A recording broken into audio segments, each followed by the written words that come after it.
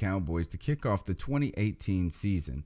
And while all eyes may be on America's team, we're looking to see how Carolina matches up and what they need to do to walk away with a win to start this season. But before we get into this matchup, be sure to like, subscribe, and share this video. Dallas Cowboys finished 9-7 in 2017.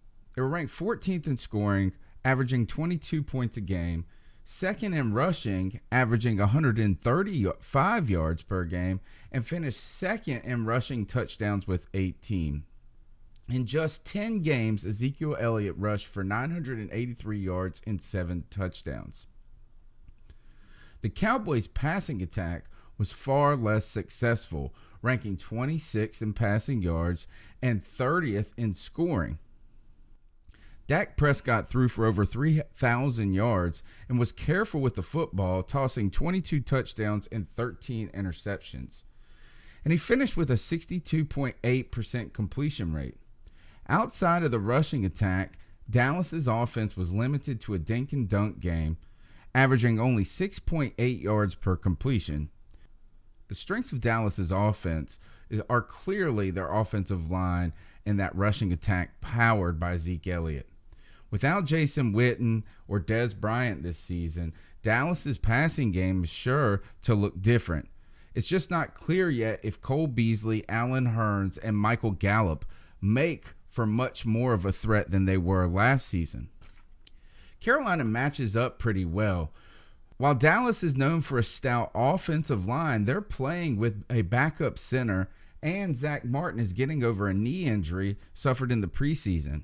He's practicing, but he may still have a lingering hiccup in his giddy-up. He'll want to be fully healthy with a rookie beside him as he faces K'Wan Short and Dontari Poe all afternoon. If these guys can clog up the middle, it's going to force Elliott outside more, but also allow our linebackers in free pursuit and to take some of the pressure off the Panthers secondary, which is the most susceptible aspect of the defense. As Kevin Avery advised, run fits, gap assignments, and backside contain will be key. If Dallas gets the run game going, it's going to force Carolina's linebackers up in the box and create some intermediate space that those Cowboy receivers are best at working.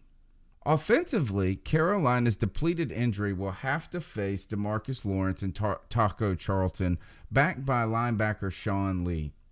Dallas's defense statistically wasn't all that impressive last season, but they do have two talents that can rush the passer, and with the addition of Randy Gregory, it looks like they're only getting better. Dallas, however, is hurting at defensive tackle.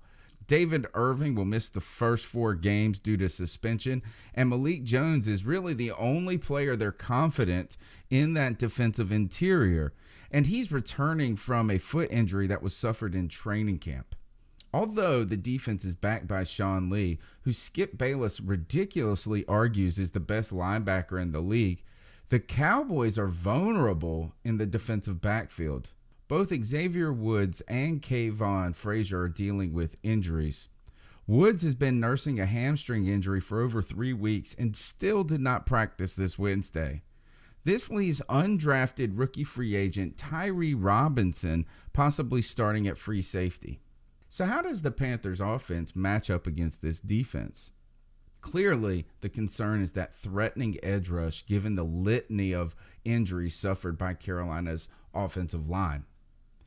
Darrell Williams, who missed the entire preseason and training camp with a knee injury, it could return and start at right tackle. He has practiced all week, but that's still a tall order for a guy who hasn't seen the field or any full speed action.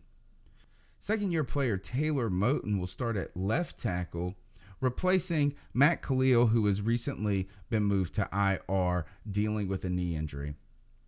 The strength of Carolina's line, Trey Turner and Ryan Khalil, however, could pose a problem for Dallas's thin defensive interior.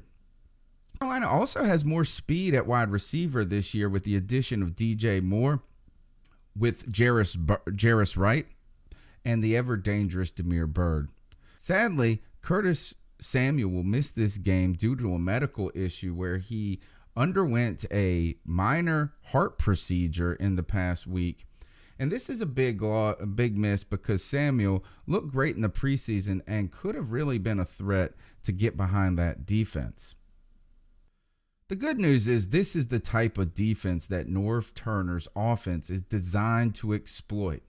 Attack the middle with a between-the-tackle power run game, forcing the linebackers and safeties to having to support that run defense. And this will put a lot of pressure on those safeties to not only play mistake-free football, but also put Carolina in some one-on-one situations where they can really test them deep. Carolina will need to run the ball effectively between the tackles. Expect Carolina to really attack those middle rushing lanes opened up by both Trey Turner and Ryan Khalil. Carolina featured McCaffrey a ton in the preseason, particularly on those inside runs. McCaffrey definitely will get his touches, but I wouldn't be surprised if Carolina attempts to use him as a decoy potentially to start the game, both out of the backfield and as a receiver, in an attempt to bait those linebackers in and really open up some space behind them where you can get the receivers testing those corners and those safeties. Look for the typical Norv Turner drag routes across the middle in hopes of diverting Sean Lee's attention and potentially exposing a downfield threat on that weak side. What you hope to do is test those safeties' decision making and really get them in some one-on-one situations. All of this will work to open up the downfield passing game, one we didn't see a lot of in the preseason, which could actually mean that Carolina has that exactly in store for this season opener. Like Andy Massey stated, Carolina is going to need to get ahead early and limit Elliott's effectiveness by forcing the Cowboys to pass. So in this case, Carolina, if they can get out to what at Dangerous Vulcan described as a quick start so we aren't playing catch up, this could really help the defense and minimize the threat of that rushing attack. But we really want to do what was most eloquently stated by @123Lebo, kick ass early and often and give away a bunch of footballs.